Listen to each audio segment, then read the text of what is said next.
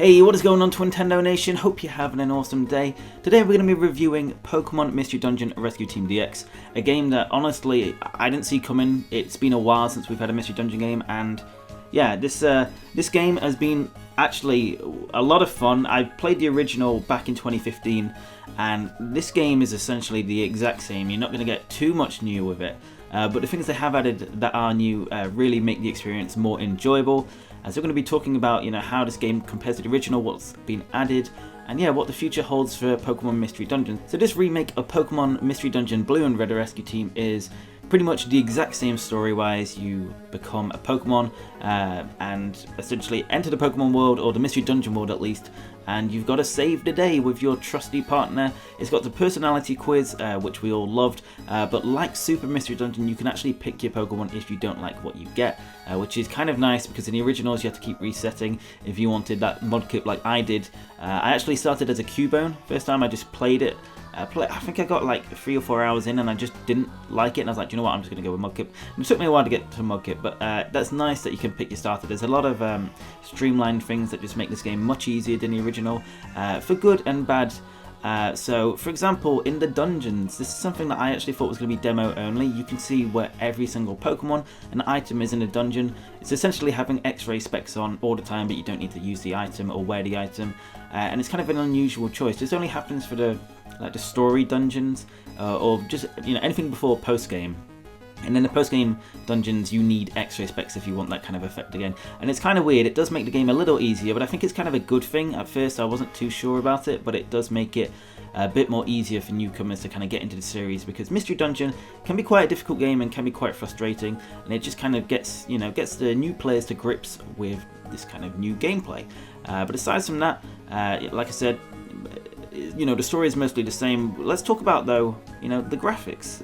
Surprisingly, they added this new watercolor art style. It's similar to like Valkyria Chronicles for those who've played it. And it's, honestly, I was not sure about it at first. Some Pokemon look a bit weird, like Mudkip, for example. It looks kind of just a bit too blue. Like, normally where the white or grey part of its jaw looks a bit too blue for me. But apart from that, it looks really, really good. It like, in comparison to Gates and Super, because obviously it's the same kind of engine or the same kind of style in the 3D Pokemon models, this feels a lot more like the Sprite games in terms of everything pops and everything's quite sharp. It's the first Mystery Dungeon game where I've not really missed the sprites, and I think they did a really good job of this art style. I'd definitely like it to return if there is any more Mystery Dungeon games on Switch. And honestly, I'm kind of just surprised that I like this art style. Again, I didn't really like it when it was first shown off. I thought it was fine, but I would have just preferred like the Super Mystery Dungeon visuals. But I definitely disagree now, seeing how the dungeons look, and just everything looks really nice in this art style, apart from a few Pokemon. But yeah, really, really good design choice that. But yeah, going back to the story, it is exactly the same. You kind of just go solving things, being a rescue team, and it kind of all just luckily connects. There's no really overarching plot, which is, I've always found, like Blue Rescue Team, when I first played it, I loved it because it was the first Mystery Dungeon game I played. I loved the gameplay. It is repetitive. If you don't like this gameplay, you won't like this game, but thankfully I do. It's very addictive to me. And yeah, the story itself is kind of bland, especially when you compare it to, which I hope will get a remake next, Explorers of Time, Darkness and Sky. They expanded on Blue and Red Rescue Team and its kind of like story in terms of, we know what people like now from this game. Let's actually add more plot and characters and plot twists. There isn't really much about this game that kind of has that. It's a bland story. You essentially just kind of get lucky and stumble across legendaries. You're just kind of trying to save the world, and it isn't necessarily bad. I don't mean that in a bad way, but in comparison to what it can do, Mystery Dungeon storylines, it is a bit weak. Rescue Team DX, and that's not because it's a remake. It's because it follows the exact same story from Blue and Red Rescue Team. And I played this game quite a few times. I played through it, I think 5 times, and I've always felt like, it is a good game. I wouldn't play it 5 times if it wasn't. But it does kind of get a bit boring, the story, and yeah, the only good part for me about the story, I'll say only good part, obviously there are some great parts in there, like the final boss against Rayquaza at Sky Tower, but the best part is the fugitive arc. You don't really see that coming. It kind of hits you out of nowhere, and you've just got to be on the run. That is the most memorable part for me, and it's I'm kind of glad that they captured it really well in this game with a lot of new cutscenes, and this game just feels like it's had a lot of love and care put into it by people who know what fans of Mystery Dungeon want, and I think that's really, really good to see. But yeah, I still stand by the plot is bland. Some people might not agree with me, but I just think it is it's just okay. It could have been better, and as we see in future games, it is better. Especially with Explorers. Gates to Infinity and Super, I'm not sure, because they were a bit all over the place in terms of storyline, so I might put Blue and Red Rescue Team above them in terms of story, but it is quite simple. But if simple is your thing and you just kind of like the gameplay, then yeah, you're not really going to be too bothered about the story. And playing it for the first time, you might not even think that the story is that bland. It's just like if you play Explorers and you know that there's so much detail in that story in comparison to this, it's it does feel quite bland in comparison, but it's still a good game and it's still a okay story. Now let's move on to the music, because no matter what type of Mystery Dungeon game you're getting, you're gonna get some good music, because people might be split on Gates to Infinity and Super Mystery Dungeon, but the music in those games, even though they're quite different from the original two, obviously Blue and Red Rescue Team and Explorers, music was still fantastic. And again, they've recomposed the tracks from the originals, so they're not as 16-bit anymore. They're more fully orchestral to some degree, and they do sound great. I think I do personally prefer the originals, but maybe that is nostalgia speaking. The soundtrack is still incredibly good with the remade tracks, and it's something I'm definitely going to sit down and listen to at some point in full, instead of just playing the game and listening to it through all the sound effects and all the monster houses. But yeah, it is a very good soundtrack, and that's something I was really looking forward to hearing once this remake was announced. So let's talk about new features. They've added quite a few things, some interesting and some, like I said, mentioned earlier, with the radar always on kind of thing for the first few dungeons, or say the first main part of the game dungeons. It is a hit or miss, but I will say that they have done a very good job. So interestingly, there is no simple A attack. So in the original games, and even up to Super Mystery Dungeon, if you press A, you would just do a default attack. And it would normally do quite a bit of damage, nothing major. And then in Super, I think they turned it to really low damage. It's a fixed amount of damage. So it kind of makes it, you have to use moves this time, and it is kind of hard to conserve PP. But thankfully, you can increase your moves, PP amount for moves, and it's kind of easy to find max elixirs and max evers all over dungeons, so you shouldn't really be running out of PP too much. We've also changed friend areas, which is probably the most controversial change. So friend areas in the original, you could run around them and explore them, and they look really, really, really cool, some of them. And in this one, they've just got painted artwork, and you can just see the original sprites, which is really cool, but it is definitely not the same. I really wish they had an option, so they have admire the illustration, but I really wish they had the option of explore the friend area and see all the sprites. You might not be able to interact with these Pokemon like you can in these new rescue camps, where you can increase their move powers, accuracy, give them gummies to make them stronger, stuff like that. I don't know, that is one change I wasn't too happy about. But again, if that's really my only complaint from this game, in terms of the new changes and stuff, then this game has done very, very well. So let's also talk about something that's kind of helped this game feel a lot fresher to me, and these are rare qualities.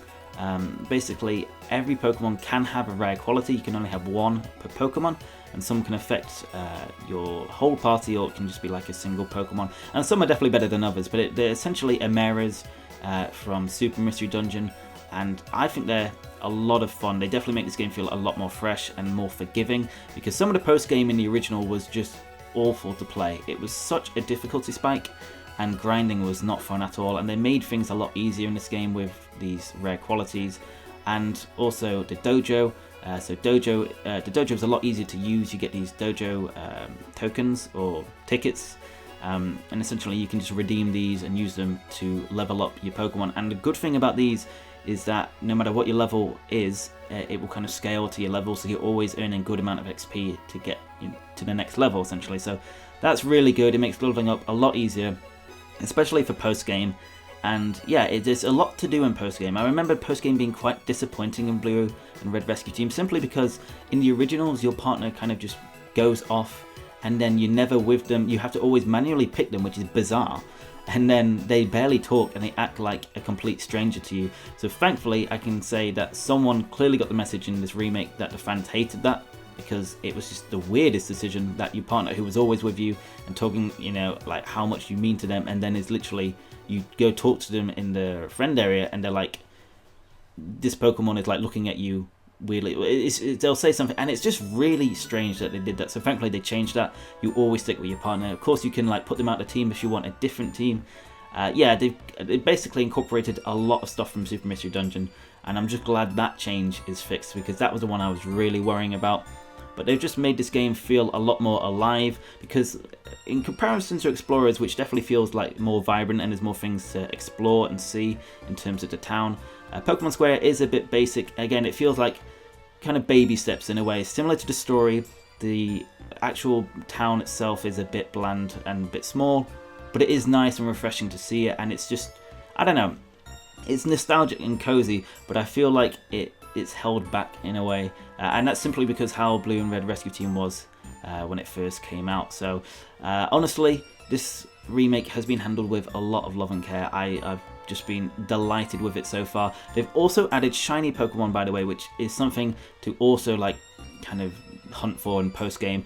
At the moment, I've only got 2 out of 27. I've got Ampharos and Ditto. Actually got Ditto last night. I ran into 4 shiny Dittos and Buried Relic.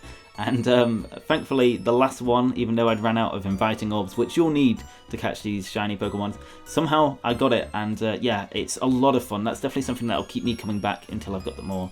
And I can't stress enough how good this game is. It definitely feels like it could be better, but that's not because of what they've done for the remake. It's because how the originals were. And I think I'm only saying that because I know how good Explorers is.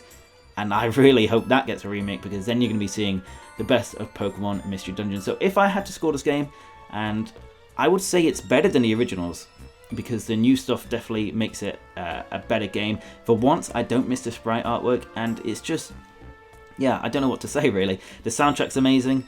The new art style is very, very good. The friend areas is the most disappointing thing, but again, it's not too important because you can actually kind of interact with these Pokemon and level them up a lot easier. Even though it does come at the cost of obviously seeing these great friend areas. And yeah, there's shiny Pokemon, which is just a lot of fun to get. So I would give this game an 8 out of 10. I think for me, if Explorers is like 9 or 10, then this would be an 8 for me. Again, this is just subjective. I still think it's a very good game. I just know that Mystery Dungeon can be better, and it's because Blue and Red Rescue Team, even though it was my first Mystery Dungeon game, it isn't my favourite. Like I said, I've mentioned Explorers so many times, but yeah, it is still a game I've loved. This is going to be one of my favourite games of the year, so I don't want it to sound like an 8 out of 10 is bad. It's very good. I just know that Mystery Dungeon can do more, and I hope we will get to see, obviously, Explorers get a remake, or in fact a Gen 8 Mystery Dungeon. Let me know in the comments below, what would you rather have next? Would you rather have an Explorers remake or a brand new Pokemon Mystery Dungeon game altogether? So guys, that is my review. Sorry for the ramble. I kind of just wanted to talk about this freely. It's a game I'm really enjoying. I'm still playing actually. I've not finished the post game entirely, but because I've obviously played Blue and Red Rescue Team so many times, I know what to expect, and it's been an absolute blast. And I just can't wait to see what else happens for the Mystery Dungeon franchise. It's great to see it alive again, and it's also great to know that it's selling quite well. Hopefully that means good stuff, you know, for the future of the series. So guys, if you did enjoy this little ramble review, make sure to hit the like button down below. Also got a really, really cool Mystery Dungeon video in the works, so if you're looking forward to that, or I say you're looking forward to that, you don't know what it is, but if you want to stay up to date and see what that is, make sure to hit the subscribe button down below. And yeah guys, thank you so much for watching. Hope you have an awesome day, and I will see you on the next video. Peace!